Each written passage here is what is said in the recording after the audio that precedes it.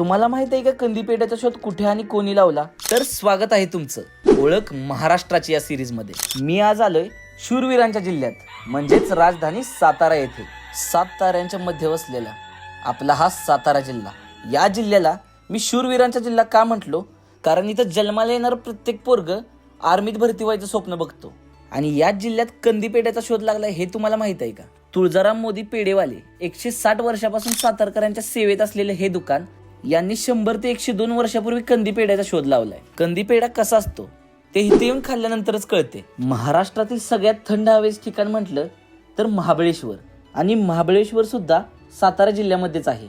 आता हे आहेत सातारा जिल्ह्यातील 11 तालुके। कृष्णा आणि कोयनेचा जिथे संगम होतो तो आपला कराड तालुका, आणि या तालुक्यात असणाऱ्या विरवडे गावातील मी रहिवासी। मी सुरू करतोय माझा नवीन प्रवास, ओळख महाराष्ट्राची।